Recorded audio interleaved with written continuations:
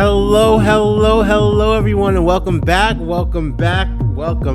This is Joe, aka Joe, the Wellness Curator, and this is the Obsidian Mindset Podcast, where we are redefining what wellness means to you. So today we have a very special guest. I am very honored to have a discussion with my friend, good friend, best friend, Doctor. I call her Dr. Nurse, but this is Dr. Arnice Jackson-Deolall, and I've known her since college. Just a little FYI. She is a member of Sigma Gamma Rho. She is a nurse practitioner. She loves all things women's health, sexual reproductive health, just being able to give back to underserved communities, especially Black communities. She has her own non-for-profit called Color of Health, where they, similar to the name and similar to her passion and purpose, is to help underserved and under-resourced and underfunded communities such as Black communities all across the world.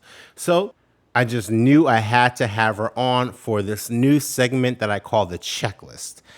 The checklist, we just go over things that are part of the checklist and things that we need to know to be informed or to make a decision, or sometimes it's a little bit lighthearted. But today, we wanted to talk about the 5 reasons why reproductive health is wellness too. The post-Roe Supreme Court decision, or rather, the post-Dobbs Supreme Court decision. So Arnice is going to list 5 reasons why reproductive health is really important, especially in the light of the Supreme Court decision to overturn Roe versus Wade. She's going to talk about the implications, what it means for the future, and why everyone is impacted, especially Black and brown people. We also go into a little bit of trivia where we have a little fun. And she lastly gives us a few call to action items. So take a listen. Feel free to jot some notes. There's going to be a lot of things in show notes, and she gives a lot of gems and a lot of facts. And enjoy. Hello, everyone. Welcome. I'm so excited to have Dr. Arnice Jackson. Rewind. Hey, everyone. I'm so excited to have Dr. Arnice Jackson-Deolall on the podcast, Obsidian. Say what's up, girl. Hey, everybody. So I'm bringing the energy. I see. I'm excited. I'm excited when anyone talks wellness with me. Okay, so on this episode, we talked about her credentials. We saw the intro.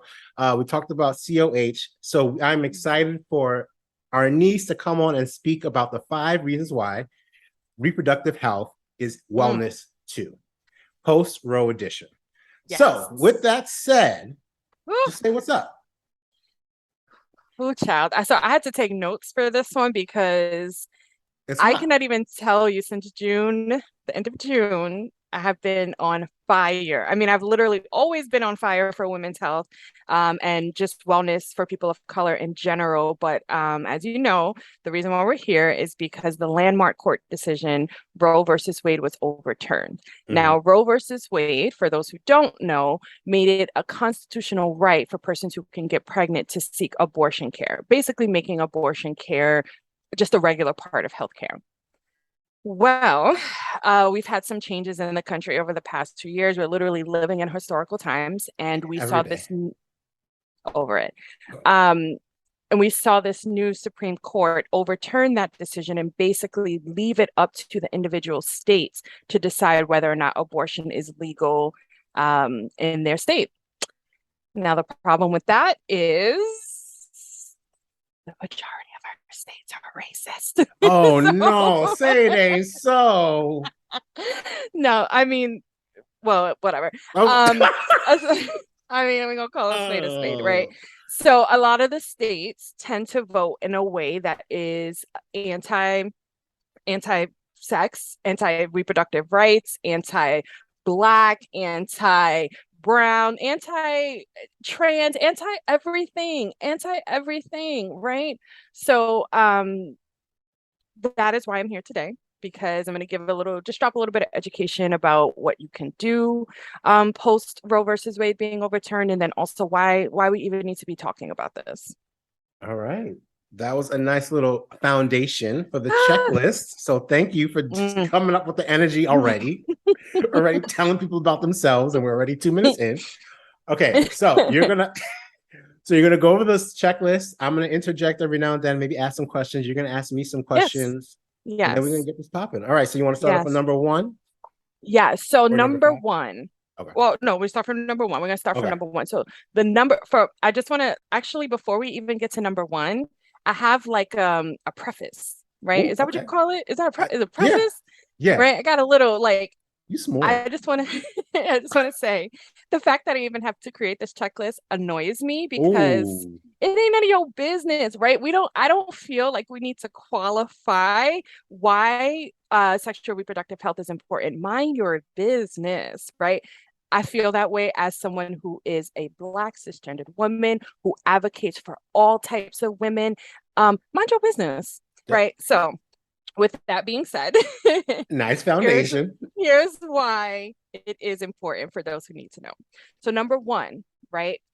Women are often the foundation and the entryway for themselves and their families into the healthcare system in general. And what I mean by that is healthy women equals healthy families. Mhm. So what we see traditionally is that GYN care or gynecological care is often where a lot of women will go, even before primary care. They go there, and that is where they start to then they get their annual pap smears, their breast exams, contraception, STI testing, and then that's when sometimes we'll kind of push them off into primary care. You need to have your blood pressure taken, get your cholesterol, because all these things are super important for contraceptive care. You need to know what your cholesterol and blood pressure are, and then once they're in there, then they bring their children in. This is very stereotypical, but you'll see like in cisgender couples, you'll see like the woman getting the man into to get his doctor's appointments, things like that. So this is a fact, right? Women are often the cornerstone and the entryway into the healthcare field. So if you take out sexual reproductive care, women's health, Mm. you're shutting down an avenue for families and Mm. communities to now get into healthcare. That's real because, I am in my 30s and I still get phone calls from my mother asking if I went to the doctor. So, hey, mom. So that is real. And even the earliest memory of like going to the doctor is with my mom and Mm-hmm. kind of her taking care of her health while also taking care of my own. So Right. that's real. And as your friend, I feel like I have definitely Oh, yeah. I was about to say asked you. this is my doctor nurse friend. I ask all questions, goes to her first. Anything I need to do a Like, little checkup. She asked me, "Did you do this? I know you're right, approaching this age. Have you done this?" I'm like, "Oh, thank you for right. I'm asking. like, because, I got your Keep best caring. interest. Friends can't. Hello. Okay, so Okay. that's reason number one, Reason right? one. Off the bat. Reason number two is that all persons have a right to privacy over their sexual reproductive health. Right. So when we see Roe versus Wade being overturned, what it essentially is doing is taking back the power from individuals, their autonomy over their own bodies, and giving it to lawmakers. Make that make sense? It don't make no sense. I know. Because what we know in this country is that lawmakers and people who create these policies and are in positions of power have abused that power. They don't have our best interest at heart. Look at Mm. all the medical racism that has happened. And I'll give you a couple of examples. We already know the father of GYN, right? James Marion Sims. He was known to experiment on Black women without any anesthesia, right? Can you imagine doing all of these public exams and surgeries on Black women without any, just because there's this belief that their pain is non-existent. Our pain is non-existent, Oh. right? So you mean to tell me that these people, these lawmakers or laws that have been passed, there have been I'm going to fact check. So I want you to add this in later when I do the fact check. But there has been like forced sterilization of women in Puerto Rico. Mm-hmm. I So remember we that. have all of these instances of the law and institutions taking advantage of us. So now you're going to take, and then what I've been seeing, because I'm on a TikTok, I'm You on the TikTok. on a ticker Okay. talker. I am on the Okay. TikTok and I pay attention to what people are talking about. And I see things where like I heard something that someone was like that ectopic pregnancy can be saved, right? So basically you're putting it cannot, right? So an ectopic pregnancy can never become a full-term pregnancy. So you're having these lawmakers who believe stupid stuff like that making our decisions. What is a topic pregnancy, just for the viewers out Yes. there? So an ectopic Or is there? pregnancy, Oh, go ahead. Yes. well, an ectopic pregnancy is when the pregnancy is not in the right spot, essentially. In order to bring Mm, a healthy pregnancy to term, it has to be implanted inside of the uterus. An ectopic pregnancy is it, and it just happens. There's no cause, there's no reason, it just happens. It will mm, actually implant inside of the fallopian tube. No pregnancy can nope. ever no pregnancy can ever be removed from a fallopian tube and successfully put into the uterus. What can happen is that it can rupture and actually kill the woman, right? Damn. So that's leading into my third point. But so when I hear people say things like, "Oh yeah, well, we're just trying to save the life of this fetus, this ectopic fetus," then I know that they don't have no business making our laws. They don't know what they're talking about. So That so I feel like I have so many questions. So all this is happening. This is me playing dumb. All this is happening in the 1500s, right? This is not a forced sterilization. That's not something that would happen. Nah, You bro, that know, was like 30 years ago. It was like 30 got years it. ago. Like, Got it. yeah, right. Got it. These Got it. things are, and part of like my advocacy is, as a clinician, I recognize that a lot of these beliefs are embedded inside of our guidelines, right? These beliefs are embedded in the way that programs are taught, and that's just not acceptable. So I personally feel very passionate, and it's been a huge part of my practice. Every person deserves autonomy over their body. And the way that you do that is with informed consent. You educate, you educate, you educate, and you let them know what their options are. You meet them where they are. You're not going to change everybody's circumstances in one visit. So you meet people where they are and you give them options and you help them decide what works best for them. A lawmaker cannot go in and create one law that's going to be good enough for everybody. Especially when the lawmakers are ignorant, right? Because wasn't there one Child, lawmaker he's a doctor in Louisiana and said, well, if you take Black women out of all mortality deaths, it won't be an issue. So we're fine. And I I'm just literally, like, I oh, did I take from the literally, list? like, I Because just knocked my contact out of my eye because it's I was upsetting. like, It's upsetting me and my homegirls. I cannot, like, hold on, let me fix this no, situation. They like handle that, literally handle that. fell out. That's how mad I am. Put this in a blooper.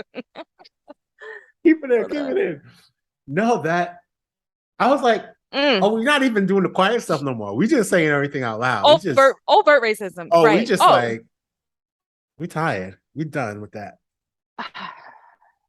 That one had me. That I one. actually had to like have a cognitive dissonance. Like I had to like I was like, I cannot engage. I cannot That engage with these yeah. people. I That, cannot. Um, but yeah, so point number continue. three. Yes. Yes. Get Point number down. three. The reason why this is also important is because abortion is healthcare. As I said about ectopic pregnancies, it is essential healthcare. Ectopic pregnancies, like I said, cannot be saved. And even if, and there's other situations in which having an abortion is actually beneficial because if there's an issue with the pregnancy or if a woman's life is at risk, that now becomes healthcare. We have to now save Mm-hmm. her life. Yep. So for people who say they're pro-life, whose life are you trying to save? So you can bleep this out if you want to. So fuck the life of the woman or the person, the Nope. pregnant person. Let me re-say this. Fuck the life of the pregnant person. You want to save the life of a clump of cells That that has not been born, right? So abortion is healthcare, as I said. When you say you're pro, I ask people all the time, when you say you're pro-life, what do you like? Whose life? You pro-life? Because like once they're born, then you generally don't care anymore. So, whose life so are what's you good? pro-life? Whose life, right? So that's point number three. Abortion is healthcare. It is essential healthcare. Any questions about that? Yes. Okay. Did I have Because I myself could keep going. Are there, so this is just me being ignorant and I would love to be informed. Are there different types of abortions? Yes, yes, there are. So Okay. there's two types of abortions, and there's a medication abortion and then a surgical abortion. So a medication abortion is generally done, guidelines can vary, but generally done before 10 to 11 weeks. I've seen it go up to 13 weeks, but generally 10 to 11 weeks is when you take two pills. There's two different pills, one to open up the cervix and then one to pass the pregnancy out of the cervix. It is when I educate patients on the type of abortion, I always tell them it really does depend on what type of experience is best for you. So medication abortions are done, you take them safely at home. You take the first pill, a couple hours later, you take the second pill, you pass your pregnancy. And I wouldn't even say it's like having a period because it is some level of cramping and discomfort involved more than a period, but it's safe, it's private, and you'll be back to yourself in day or two, and then of course you have to have a follow-up. Mm-hmm. Then the second type of abortion is a surgical abortion. I tell patients if you feel more comfortable surrounded by healthcare providers, kind of more of like a quick procedure, then you go with a surgical abortion. It's when you come into the clinic, they give you some medications, kind of not necessarily not like some I've seen some places do it where the patient is under anesthesia and some where they just have like a twilight medication, but it's like a vacuum suction of the pregnancy. So they remove the pregnancy completely. You have less bleeding, less pain, and then you recover in a recovery room and then you go about your day. Yeah, so those are the two types of abortions. Got it. Thank you. Mhm. We can go down the list, continue. I interrupted Okay. your point 4, I believe. No, point number 4.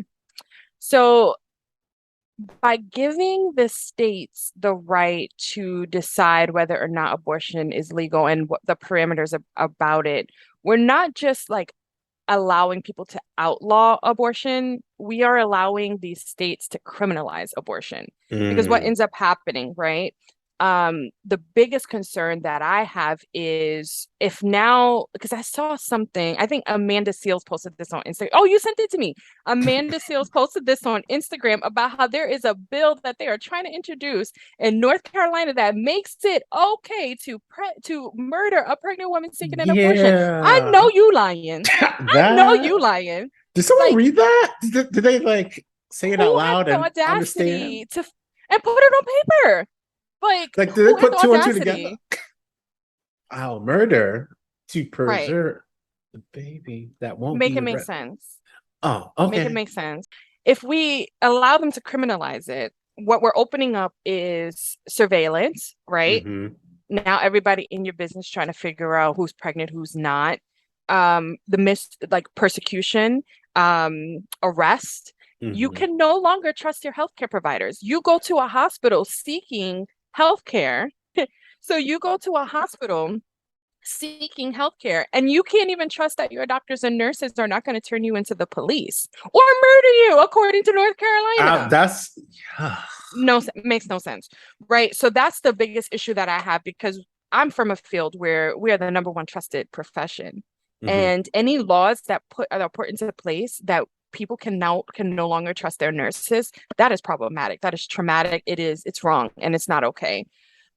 So that was the another issue that I have with overturning Roe versus Wade. Yeah, and I think it's so interesting. I'm not. I hate using the word interesting because I think it's an issue that it's not only Mhm. like the woman or whoever's trying to get the abortion that could be criminalized. It's the doctor from another state Right. potentially. Yes. It's the Yes. in some places it's the taxi driver that brings you could get in trouble. It's Hmm. the person that finds out. Like if you tell me and I find out and I don't say anything, I'll get in trouble. Like that. That's kind of Right. wild. And then I don't want to get into your potential fifth point, but now they're the legal issue of like, will doctors get in trouble if they have like I'm sure and you could there are times when you have to do something like if you're in a Right. woman's in To save labor someone's life. and or she's having a miscarriage, but the doctor doesn't want to go to jail. So now they're gonna not do what's in the best interest of their patient so that they don't get arrested. That's Right. putting them in such a hard, terrible position. It really is. And, I don't assume that every doctor or nurse who works in one of these states is Hmm. anti-pregnancy or anti-reproductive health. So yes, those who want to help are now like their hands are tied. So they have to, in order to follow the ethics of our field, we have to break the law. That's not fair. It's not right. And let's be very clear about something. People are not going to stop seeking and having abortions. Mm-hmm. So what you're doing is you're not actually overturning abortions. You're just making it you're just increasing the rate of unsafe abortions. Yep. Um I'll save this for the Q&A, but we're going to get into like the safety behind abortions as well. Okay. So yeah, essentially this is just criminalizing and giving people another reason to oppress. Taking away choice, Mm, taking away a Taking away choice. power. Yeah. Yeah. All right. And then point number 5. This just opens the floodgates to attacking other civil liberties. The one that I'm concerned about is access to contraception. We've already I, for those that are not watching, my face is confused by. Okay, go yeah. ahead. I'll go when Yeah. it's my turn. Right. So, I mean, of course, we've heard talk already about like, oh, they might come for interracial marriage, which let's see how Clarence Thomas decides he's gonna go for that. Um, and then they're talking about like gay marriage, right? Queer marriage, and then access to contraception. So, not only do you want to ban abortion, you want to ban what prevents people from getting having unplanned pregnancies and then needing an abortion. So I've heard talk about them states deciding that long-acting reversible contraception, also known as IUDs and Nexpanons. These are the devices that last for years, 5 years, 10 years. They want to ban those. The number one form, the number one most reliable form of reversible contraception. They want to ban that.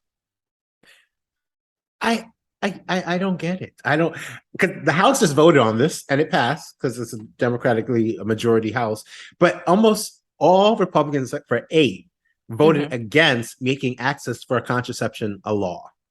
Yeah. So what do you like? What does that? What do you stand? I because even if you are concerned, and I don't want to get too political, but I would think if you're against abortion, you would want it to be less likely for you to get pregnant, Right. and that would be through Right. contraception. So, Right. No, but there's speculation, right? Like if you have contraception and access to abortions, then certain birth rates can't change. got it. Right. And then also like pregnancy has also some historic and patriarchal roots in keeping women rooted, right? Keeping Yep. women bound. Um, Maya is so angry that she needs to be She's in the like, I give conversation. me the mic. Give me the mic. I Right. got things to say. Right. So it just doesn't make sense. It really is anti it's just anti everything. It's anti everything. It's anti woman. It's anti trans. It's anti racist. Well, not anti racist. It is racist. Like it's everything. Like I want to say that differently. Like it really is anti civil liberties. It really is anti let people have autonomy. It goes against everything that America is supposed to stand for. Mm-hmm. Yet again. Freedom, liberty, like no, it really and it's blatant. And that is what makes me so angry is that it is blatant. Blatant medical racism, blatant healthcare discrimination, health disparities. Like it's not okay.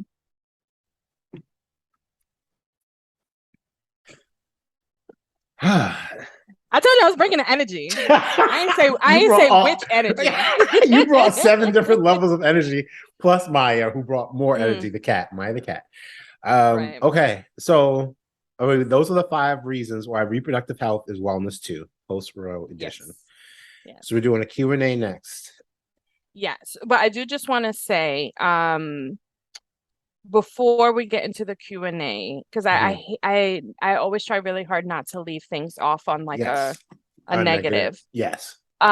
There is hope right? So recently, I think just maybe like 2 weeks ago, President Joe Biden has made a very like clear statement, that until Roe can be restored, there are things that can be codified into law to still protect sexual reproductive health.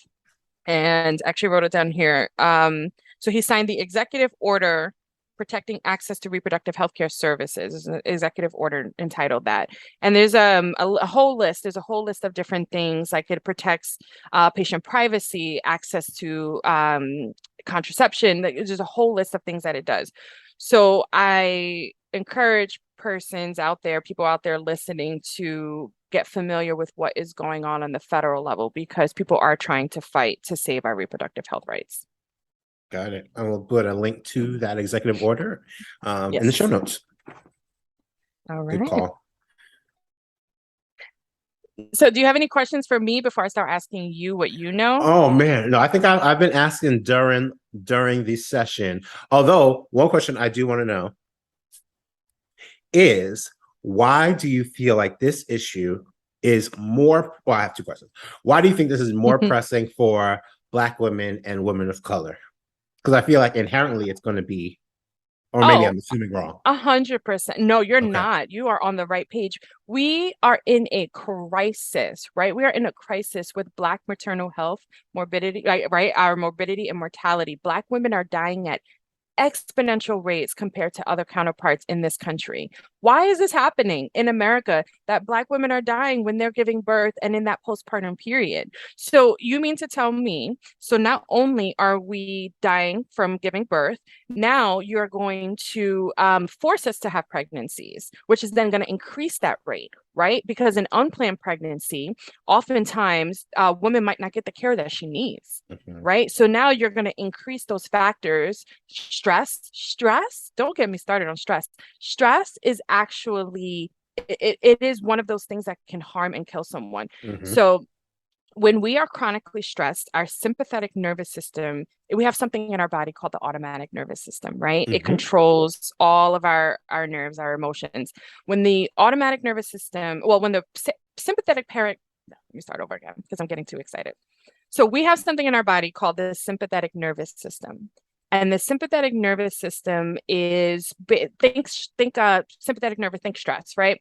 So when our sympathetic nervous system is turned on, our stress response is turned on. So we have now our blood pressure is raised, our pulse is raised, we have inflammation throughout our body. It is literally shown, there is a medical field called epigenetics that literally shows how chronic stress can cause chronic health, like poor health outcomes. So now you're encouraged, like you're setting the stage for women to not be able to seek abortions. So they're going to have chronically stressed pregnancies. They're going to give birth to premature babies if they even survive the birth, right? And now we're just literally perpetuating this cycle of poverty and Mm. and decreasing people's opportunity to thrive in their life. That's why I'm so passionate about empowered sexual reproductive health, because our sexual reproductive health really does open up whether like how we thrive in our lives. Yeah. So Black women need to be informed about this. They need to be mad about it. They need to figure out what they can do about it. Yeah. But Oh, but it is not our responsibility to save everybody. thank you. That was that's such a good like note for my next question. So it's like, as a man, why should and not saying you tell me what to do, but why in your opinion should men care about sexual reproductive health and abortions? Because I feel like, well, clearly I'm creating a platform for this, and that's just the least I can do. But I do feel like there is this, like, that's not my, per usual in a lot of other situations, that's not my problem, that doesn't affect me. But I feel like it does. It's just not inherent, Absolutely. or it doesn't feel like it, and the urgency. But I feel like everyone could be affected by this. I guess Oh, I just took away my own 100%. question, but Oh, no, 100%. And I'm gonna just tell a little story real quick. The only reason we're here right now is because you can leave this in if you want to. Joe texted me when all of this happened and oh, asked me for my opinion on this whole Roe versus Wade situation, and I said to him, I was like, Joe, I am on my period right now. I don't give a fuck. I'm not explaining nothing to nobody. I was like, leave me alone. Okay, go Google. Okay, because I have to deal with all of this. And then you want me to go and hop on and talk to somebody about, no, leave me alone for the next 5 days. So that's how we ended up here today. Because when I started feeling better, I was like, hey, Joe, you got that question That's answered? why. Mind you, this is after I had left a whole message of my own feelings. I was like, "Oh, how do you feel?" She's like, "Don't." And I was like, "Okay, I'll come back later. You 5 to 7 say, business days." you did say, like, you know what? You don't even need to answer this. Yeah. But no, I appreciate that. I do appreciate that. So to answer your question, yes, it is important for all men, all cisgendered men, trans, every man, every Black person to know about this and to advocate for it, because these are our mothers, our sisters, our cousins, right? And and yes, it is a woman's right to choose, a person who gets pregnant's right to choose whether or not they carry a baby to term, but it still takes the sperm to get. Wait, actually, no, I want to rephrase this. I want to rephrase this point. Because I don't think I believe that the whole way through.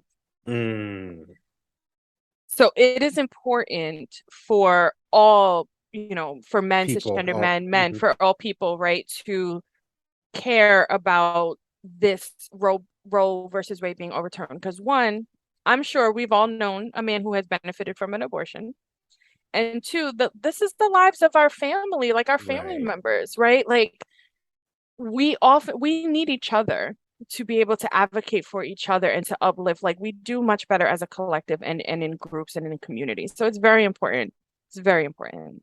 Yeah, and I also like to say we shouldn't have to wait until we have to say, "Oh, my sister might need it," or my daughter needed it. We shouldn't have to wait until that happens to us to care about someone and their plight or potential plight or a plight that you might be in the next, whoever knows. So yeah. Right. Yeah, that was a great question. And I definitely applaud you, because you have been pro woman for as long as I've known you. Because I'll share a little something.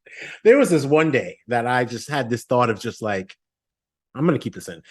I was just like, if I had a period every month, I would have fight someone. And this is it. Honestly, it came out of me from nowhere.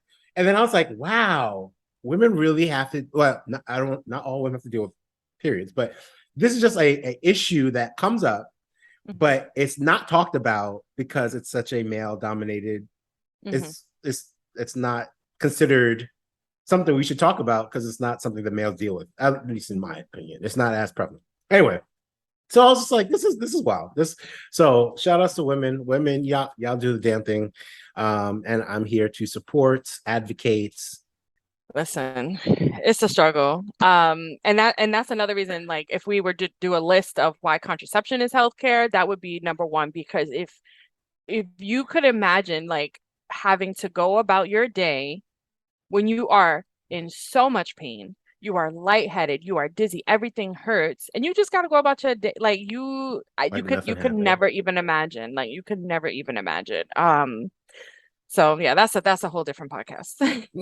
On that note, all right. So on that those note, are my questions. Now my questions for you. Oh man! All right, now so just to know, for you. She wouldn't even tell me what these questions were beforehand. So this is gonna be the authentic answer.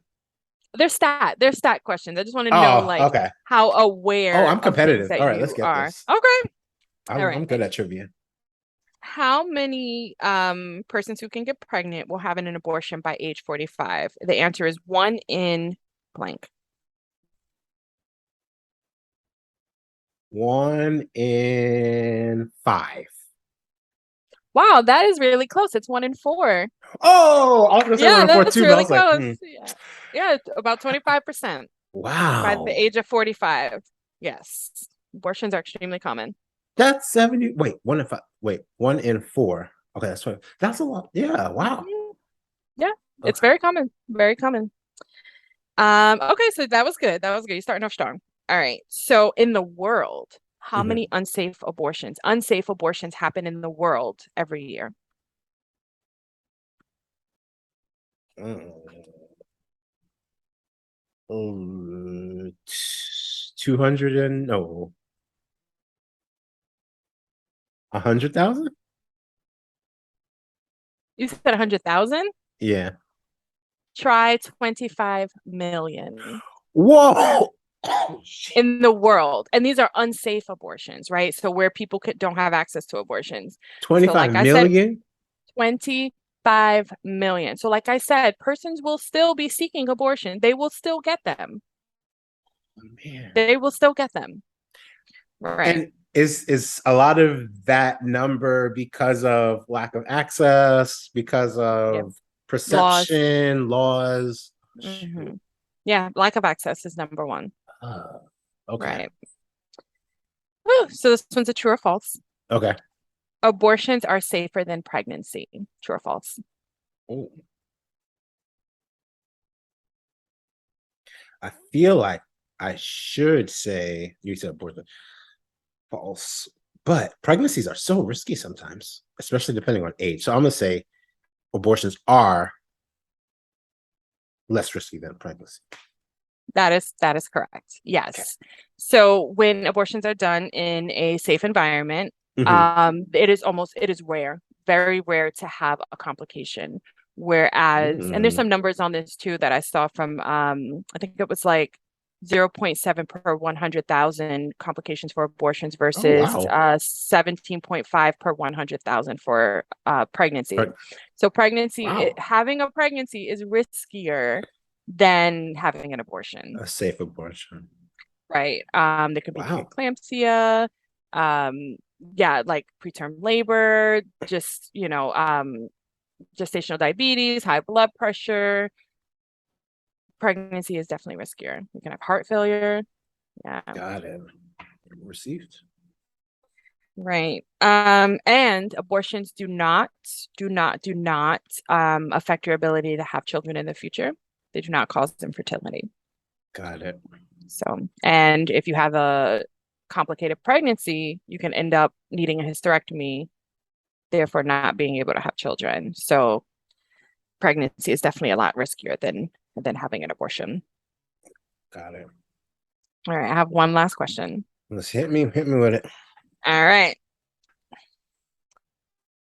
How many Republicans have paid for or directly benefited from abortions? Oh wait, there's a number. This is real. I don't know. I'm trolling. I saw something floating around Instagram the other day that was listing names of people who have either had a divorce, an Oh, extramarital I affair, just paid for somebody's abortion. I'm like, call them out. Call them talking out. about the sanctity of marriage, but Hypocrites. y'all, what kind of lives y'all be living? Hypocrites. You have to end with shade. You have to end with the shady question. Right. Ah, that no comment. All No right. comment. I think on that note, I do have a question for you, not related to this. So thank you so much for giving us the 5 reasons Yes. why. Well, I'm not done yet. I'm not Oh, done yet.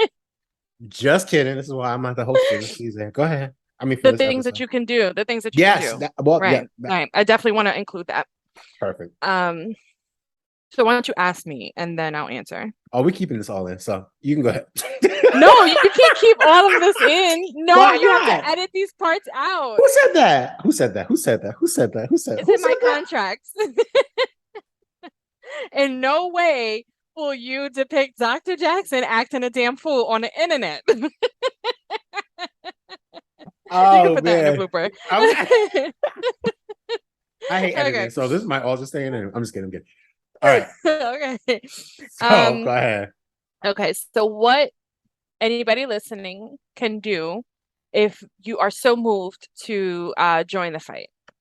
The number one is, so here's the thing. I always believe that everybody has a different part in the revolution, right? There's some of us that's going to be out in the fields. There's some of us that's going to be at the hospitals. There's some of us that's going to make the art, whatever we're going to do. So if you are somebody who likes to put their money where their mouth is, the number one thing that you can do is donate to abortion funds. So you can donate to larger organizations if you choose to. Some people choose to donate to smaller independent clinics. But either way, what you're doing is directly putting money into the hands of people who are seeking abortion care. There is a website called keepourclinics.org that is, if you're looking for a smaller clinic that you want to directly donate money to for abortion funds. Now, if you're somebody who likes to be out, you like to be outside, show up and protest, right? Attend rallies and protests near you. You can talk to your networks. So I always say that like one of the most transformative things that we can do is talk to, because like when we talk to each other, we're educating each other, but like we're already like we already know what's up, right? Talk to the people in your family or in your networks. As you feel comfortable, but talk to them about what's going on. Tell them why abortion care is essential. Tell them why abortion care is healthcare. You know, have that awkward. I am the one who will bring the awkward conversation to Thanksgiving.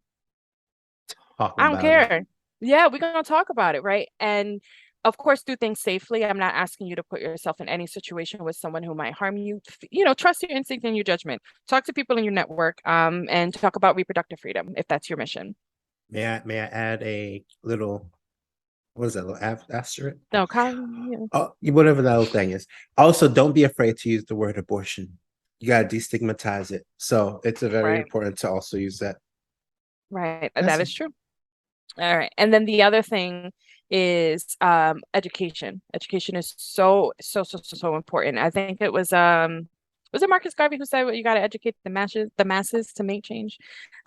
So learn about abortion rights in your state, right? Know what the law is in your state. Talk to your lawmakers, you know, write letters to Congress, find out how they vote. And if they don't vote in a way that is favorable to you and your life, vote them out. Vote them out. Talk to your friends, do them buses down to the primary, do everything, vote them out, right? They anticipate us not voting. Vote them out. Vote them out. And the only way to know that is you got to do your research. You have to know what the law is in your state. Yep. Very true. And then this one is the advice that okay, so here's my logic. I'm a clinician and I do not subscribe to one guideline works for everybody. I always meet patients where they are. So this is the type of stuff that I would, you know, talk to a patient about. So let's say now there's something called preconception counseling. Preconception counseling is knowing where you stand about your body becoming pregnant before you even get pregnant. So there you can be actively seeking pregnancy, you can be apathetic about pregnancy, or you can just be like against pregnancy. Now, talk to your OB/GYN provider, your gynecological provider, even your primary care provider, and talk about, you know, say, I want to do preconception counseling. I want to know what my options are.